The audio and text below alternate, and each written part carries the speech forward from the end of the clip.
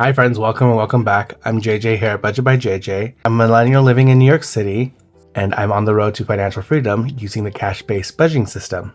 So if that's something that you're interested in joining along, please go ahead and hit that like button and subscribe if you haven't already. Today, however, we are actually going to budget out my second paycheck for the month of January. So I basically have everything written out as far as like what's going to happen this pay period. It is a little tight, I will say, because my ceiling is at a certain level. I like to budget within $1,700. Anything outside of that, I kind of get nervous. So it is going to look a little different than last time. A couple of things that I want to go ahead and make clear, because I know I have a couple of new subscribers. My apartment is rent stabilized, and this is a 2-income household, so I only pay half of the rent and half of the shared utilities. Outside of that, my budget is my own, my partner's budget is their own. And I know there are people out there who cash up their partner's paychecks and you have 2 incomes to share with y'all, but that's just not the case here. Also, I don't have any insurance. Like I don't pay for life insurance. I don't pay renter's insurance. I don't even pay for my health insurance. My health insurance is through the state. I do have a qualifying pre-existing condition. I also do not own a vehicle, so I don't make any car payments. I don't have car insurance. My job covers my transportation from work throughout the week, so Monday through Friday. So that's $3 per trip via the train or bus. And no, buses aren't fast and free right now, but that'll come down the line, I'm sure. My job does cover my transportation for the work week. So, but if I'm going out on the weekend, then that's on me, as it should be. Like, I'm not responsible for paying for my train ticket to go to Times Square. So I have that as a savings as well. So if you've noticed that my discretionary spending is towards my collection and things that I enjoy, if it wasn't for cash budgeting, it really would not put that into perspective for me. You've seen that I do have consumer debt. And those are just behaviors that, have to be trained to get over time. Like it's not going to happen overnight. So as you can see here, I've already done the work and we're now just going to go ahead and transfer this information over to my budget sheet. So we're going to start with the bills binder. So we have the rent coming up, and this is actually for the first half of March's rent. We are 2 weeks ahead. I already have the rent ready to go for February, and it's going to be $460. So we have 400s. We have 150 and 110. Next, we're going to go ahead and do the utilities. This time around, though, we're just going to do the electric. Oh, and I do cover the internet. $50 each, so that's going to be $150 for you, $150 for you, internet. Then we have the groceries. Y'all, this is what was throwing me off last time. I went to my old habits and pulled 220s versus the 250s that I had needed. It's $155 per week, not $125 per week. After that cash stuffing, I was like, what in the H happened? And I done found out, thank God.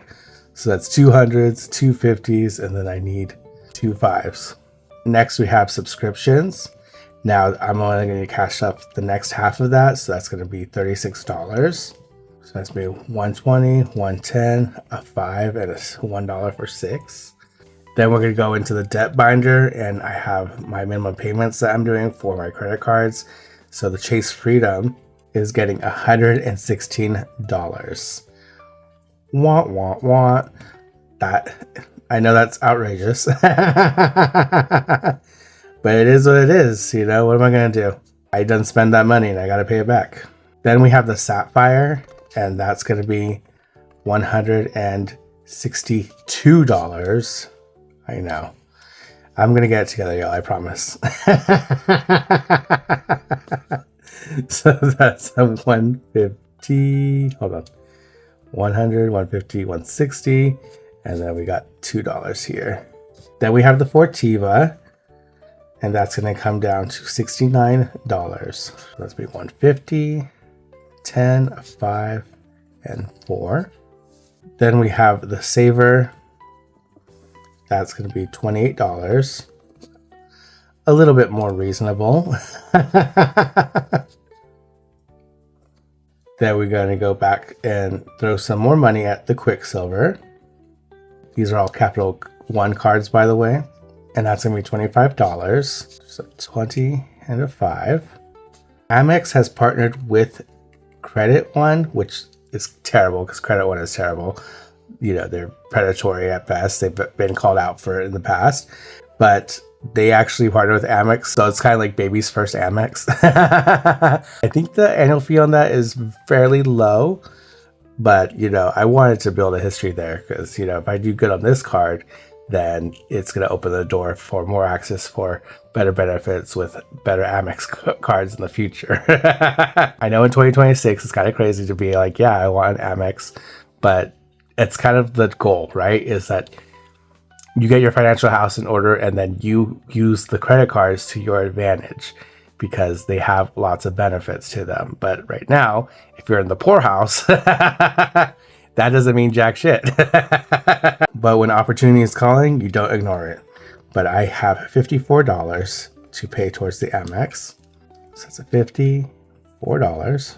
Then I have all the pay-in-fours. So Klarna, this is going to be the second half of the 5th installment. And it's going to be $160. Again, for those who are new here, I ended up getting a hotel room for 3-night stay for my mother for Christmas.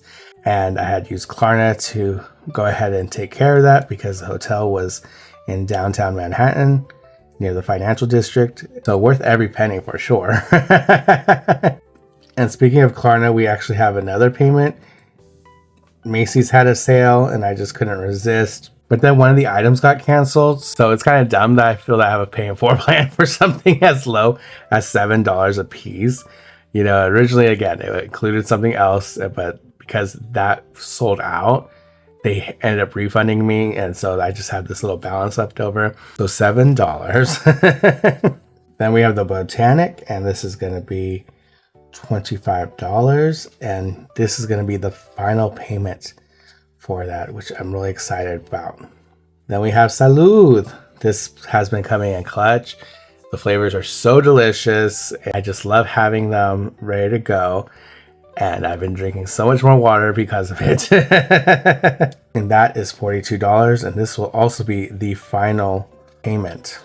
And then we have Pop Mart. I don't know why I say it like that. I just feel like I have to. It's going to be $33. And this is the final payment for Pop Mart. So I'm excited about that. So we will have some funds clear up after this paycheck. So I'm really excited about that. But what I'm not excited is that I still cannot say no to something that catches my eye. But that's okay. So we have Thrilljoy. Thrilljoy is this new collectibles company. Former CEO of Funko Pops went off and they did their own thing now. And they're called Thrilljoy.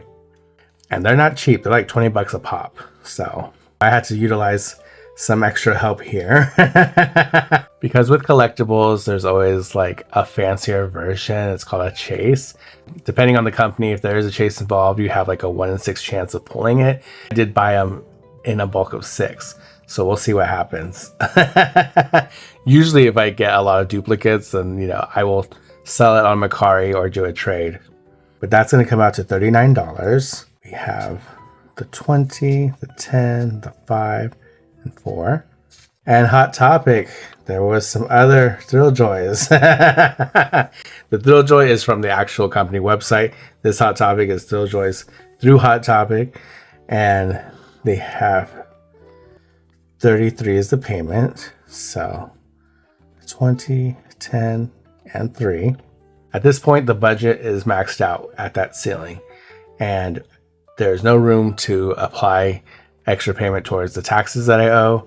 And there's no wiggle room for $50 for the savings challenges. However, I do have funds already saved to play with the savings challenges, so that more of those will come out. So thank you for everyone who watched that last video. So we will have saving Saturdays for the end of this month going into February for sure. But I always like to plan ahead. So may or may not be able to actually get a $50 out of this next paycheck. A couple of things for that. I did get a raise. The thing about that though is that my company was dragging their feet when it came to the new raise and the bonus. So this does not reflect whether or not I will get back pay from the first for the new raise, which I was told that as of the 1st that my new rate would apply, so they would just be refunding me the difference. And they have yet to determine the bonuses. I mean, they did pretty well. I'm not going to brag or anything on them, but you know, they got their money.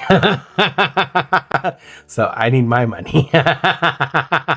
So the only thing that factors is that maybe I'll have an extra $100, $150 from what they owe me since the 1st. So I don't expect it to be anything crazy.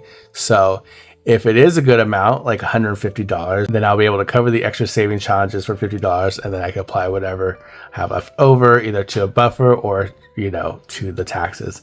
But the thing about the taxes, though, is that I paid $100 towards the state, towards the 2024 thing, and it was not towards the bill. So, like, I just gave them $100. Like, what? I'm going to have to call the state and figure that out. Like, hi, I paid $100 towards 2024, but I paid it towards the wrong thing and almost something that was non-existent. So that $100 I had paid earlier to the taxes didn't apply to the balance, because when I was looking at the balance, I was like, why is this still the same? So the last payment I made, that did apply. So it's going to work out. I'm just like, I don't want to just give the state free money. Screw that. So whatever menial difference, you know, I'll just leave it in as a buffer. But this should add up to my ceiling, which is at $1,700. Okay, so we have 900 plus 450 plus 180 plus 90 plus 50 plus 29. That's right. $1,699 out of the 1,700. Oh my gosh. So we do have $1 that I'm not going to bother cash stuffing. I'll just leave it in the account. I was nervous for a second. Sometimes these calculators, if you don't put the sequence in correctly, then it's just going to give you like some crazy numbers. So I don't know what happened, but it all checks out. Thank God. So now that I know that worked out, that I can confidently put down the denominations here. So that's going to be a 9, 9, 9, 9, 10, and 29. And they're going to look at me all kinds of weird. So the teller note is ready. And I thank y'all so much for joining me.